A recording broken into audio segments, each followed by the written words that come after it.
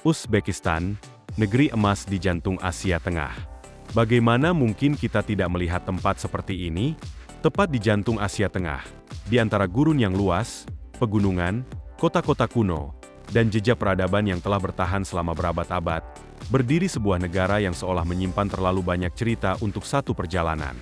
Sebuah negara dengan pemandangan yang menakjubkan. Sebuah negara dengan sejarah yang luar biasa panjang.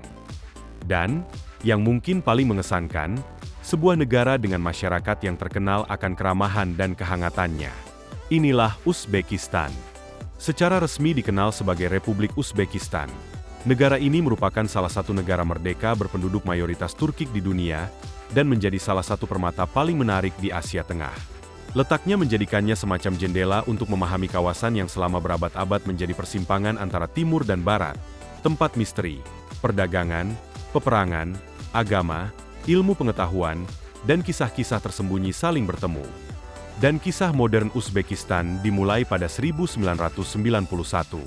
Setelah Uni Soviet runtuh, Uzbekistan memproklamasikan kemerdekaannya pada 31 Agustus 1991, yang kemudian diperingati sebagai Hari Kemerdekaan. Sejak saat itu, negara ini menjalani perjalanan panjang untuk membangun identitasnya sendiri di tengah kawasan yang sangat strategis dan kompleks.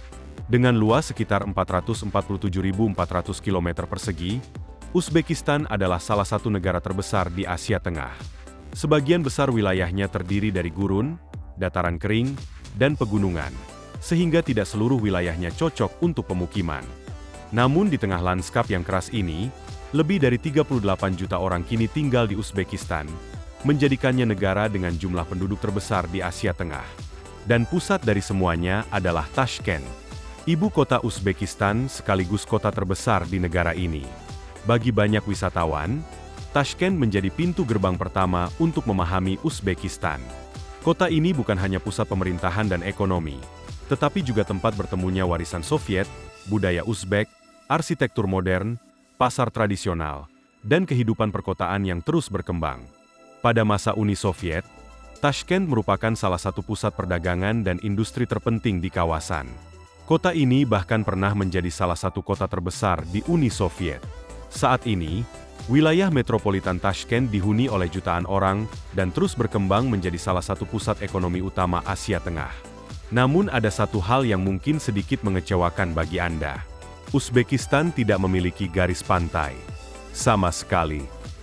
Negara ini adalah salah satu dari hanya 2 negara di dunia yang seluruh tetangganya juga merupakan negara yang tidak memiliki akses langsung ke laut terbuka. Negara lainnya adalah Liechtenstein. Tetapi Uzbekistan memiliki sungai dan danau. Dan salah satu yang paling terkenal adalah Laut Aral. Dulu, Laut Aral merupakan salah satu danau terbesar di dunia. Bahkan pernah menempati posisi keempat berdasarkan luas permukaan. Namun bencana ekologis yang terjadi selama era Soviet, terutama pengalihan air sungai untuk proyek irigasi berskala besar, menyebabkan Laut Aral menyusut secara dramatis. Tempat yang dahulu dipenuhi kapal dan aktivitas perikanan kini, berubah menjadi salah satu simbol bencana lingkungan terbesar abad ke-20. Dan dari sini, kita mulai melihat sisi lain Uzbekistan. Karena negara ini bukan hanya kaya akan sejarah. Uzbekistan juga benar-benar kaya. Dan salah satu kekayaan terbesarnya adalah emas. Uzbekistan merupakan produsen emas penting dunia, dengan tambang besar seperti Muruntau yang berada di wilayah Navel. Muruntau bahkan dikenal sebagai salah satu tambang emas terbuka terbesar di dunia. Selain emas, negara ini juga memiliki cadangan uranium yang besar.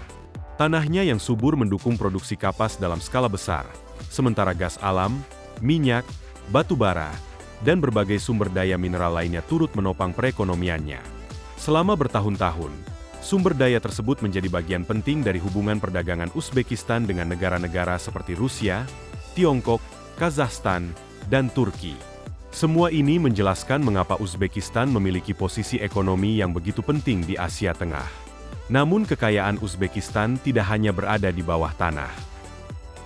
Kekayaan terbesar negara ini mungkin justru berada di atasnya, di kota-kota, jalan-jalan tua, pasar, masjid, madrasah, dan reruntuhan yang menjadi saksi sejarah. Karena jauh sebelum adanya kereta api, pesawat terbang, dan jalan raya modern, Kawasan ini sudah menjadi salah satu pusat perdagangan terbesar di dunia. Jalur Sutra. Selama berabad-abad, wilayah Uzbekistan menjadi salah satu titik terpenting di sepanjang jaringan perdagangan yang menghubungkan Tiongkok, Asia Tengah, Timur Tengah, hingga Eropa. Dan perdagangan bukan satu-satunya hal yang bergerak di sepanjang jalur sutra. Bahasa bergerak, agama bergerak, teknologi bergerak, makanan bergerak, gagasan dan ilmu pengetahuan juga bergerak.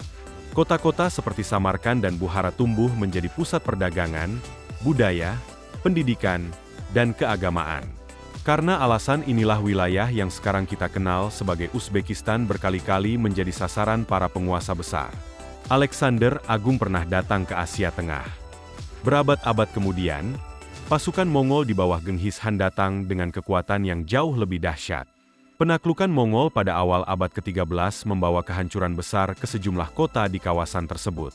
Banyak pusat permukiman dan jaringan irigasi mengalami kerusakan parah. Namun sejarah tidak berhenti di sana. Setelah era Mongol, muncul seorang tokoh yang akan mengubah wajah Asia Tengah untuk selama berabad-abad. Namanya Timur, atau Tamerlane. Timur membangun salah satu kekaisaran terbesar pada masanya dan menjadikan Samarkand sebagai pusat kekuasaannya. Tetapi warisannya bukan hanya tentang perang. Di bawah dinasti Timurid, terutama pada masa para penerusnya, Samarkand berkembang menjadi pusat seni, arsitektur, astronomi, matematika, dan ilmu pengetahuan. Para cendekiawan dan seniman datang ke kota ini.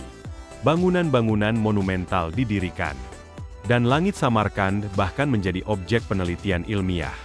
Salah satu tokoh terpentingnya adalah Ulugh Beg, cucu Timur, yang dikenal sebagai astronom dan penguasa. Observatoriumnya menjadi salah satu pusat astronomi paling maju pada zamannya. Namun kejayaan tidak berlangsung selamanya. Memasuki abad ke-16, pusat perdagangan global mulai bergeser.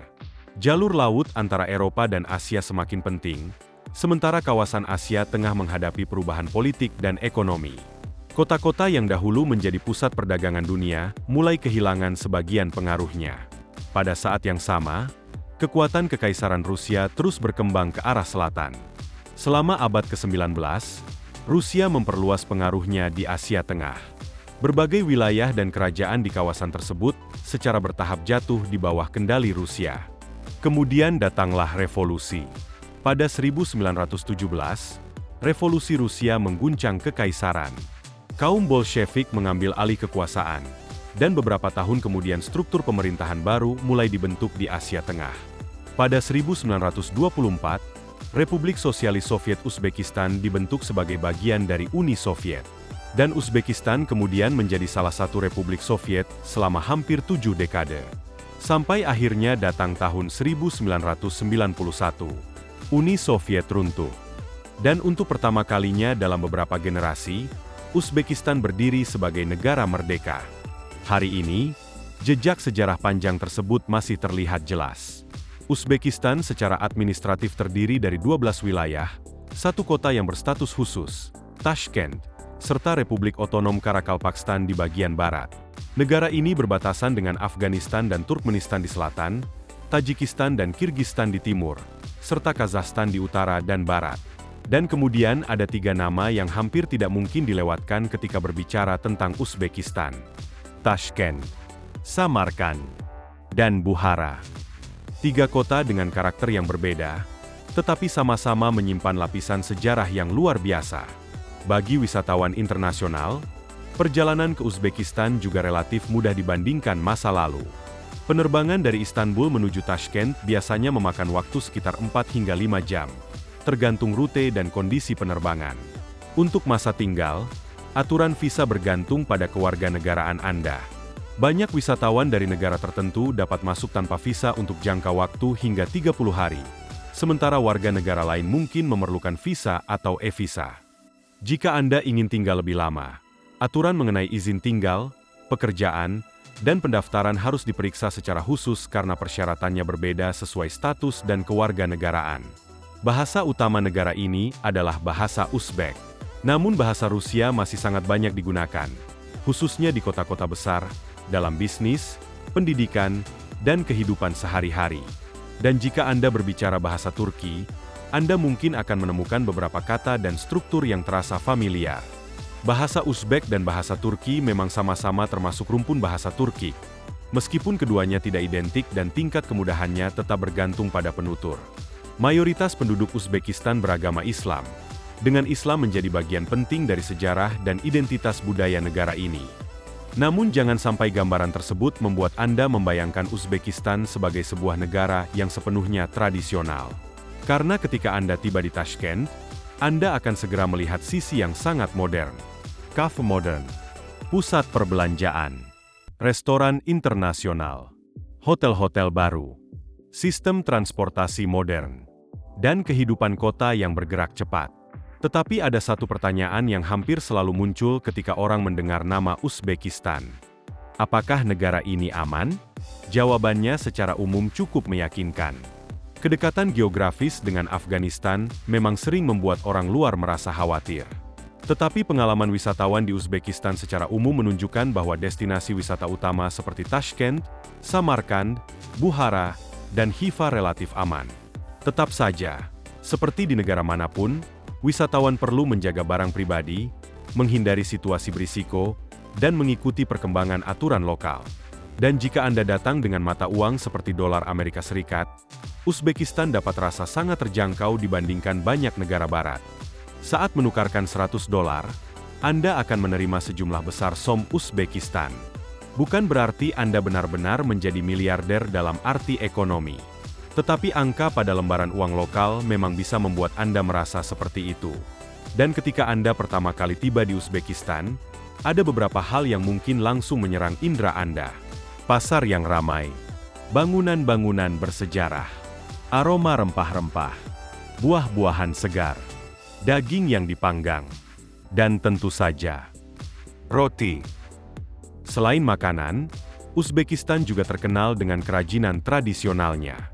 Karpet, kain, keramik, ukiran kayu, dan berbagai produk kerajinan tangan lainnya. Karpet tradisional membutuhkan kesabaran luar biasa.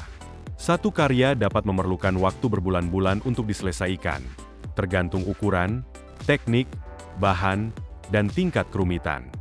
Bagi orang yang menyukai sejarah, ada satu tempat yang hampir terasa seperti mesin waktu. Khiva. Berjalan di dalam bagian kota tua Khiva, seperti memasuki halaman buku sejarah. Tembok bata, menara, masjid, madrasah, lorong-lorong sempit, dan bangunan bersejarah yang telah bertahan selama berabad-abad. Bagikan pendapat Anda di kolom komentar di bawah ini.